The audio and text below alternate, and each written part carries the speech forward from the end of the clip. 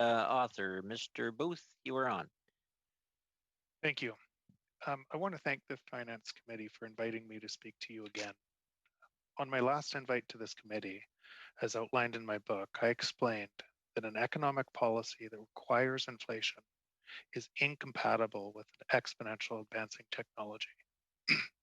They are opposite forces.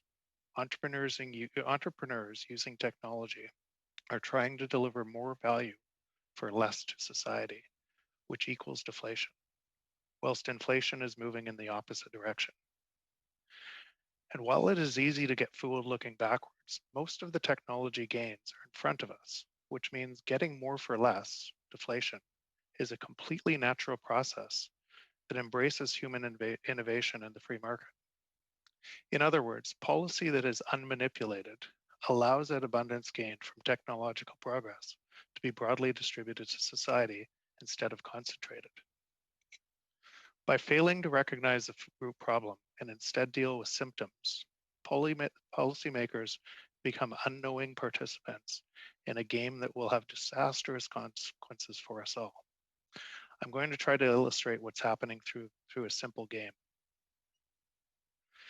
In the game Monopoly, once enough properties are owned by a single player, renters can't afford to pay the rents and therefore forced into bankruptcy, and the game ends. For those who have played, you will notice how systems work. Once you have an early advantage, the game becomes easier because you have the rents to acquire more properties, add more houses, hotels.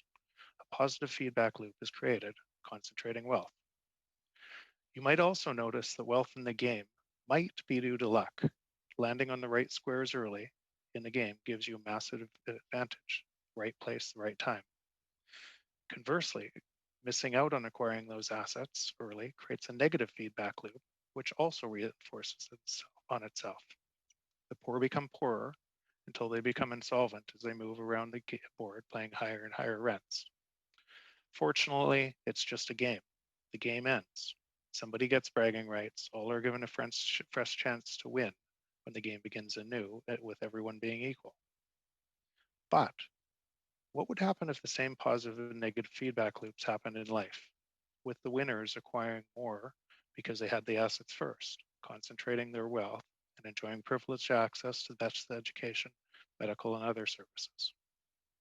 And for the sake of argument, let's imagine in this life game that there was this giant force, let's call it a central bank, that required inflation and therefore wouldn't let prices fall, which only concentrated wealth faster and wouldn't allow a reset of the game where new players had a chance. How long would the losers of the game play the game when they realized the game was rigged against them? What if they couldn't pay their rents, education, or food, with the game continuing to get worse? What if the game wouldn't end for them? What would those people do? More importantly, if you were them, what would you do? I would suggest you might do one of three things.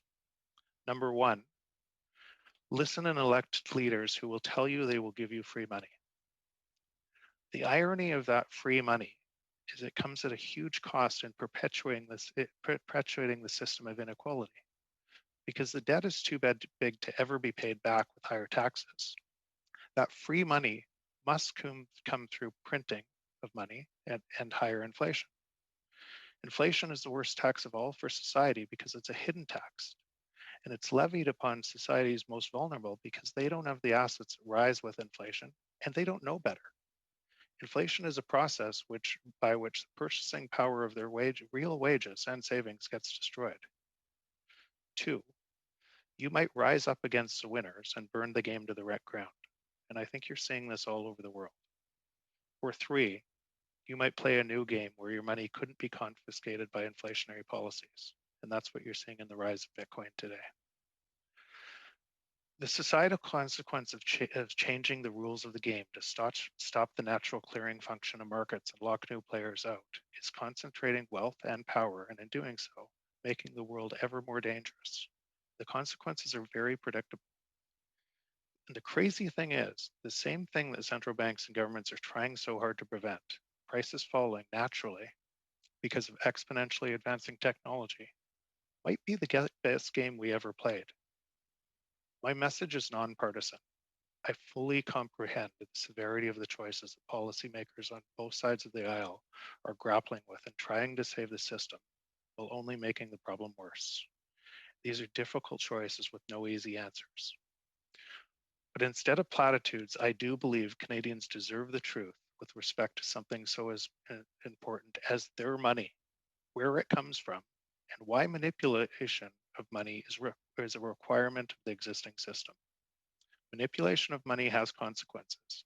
Those consequences are far more severe than the monetary theorists, policymakers seem to realize. Technology progress has changed the rules. Ignoring that structural change by printing money is coming at a great cost to our society, our environment, and our children. On the current path, it'll get much worse. For the sake of all Canadians, I encourage the government to investigate this deeper. There is a much better path, one that's congruent where human innovation and technological progress is taking us, a path that leads to broad-based abundance. Thank you.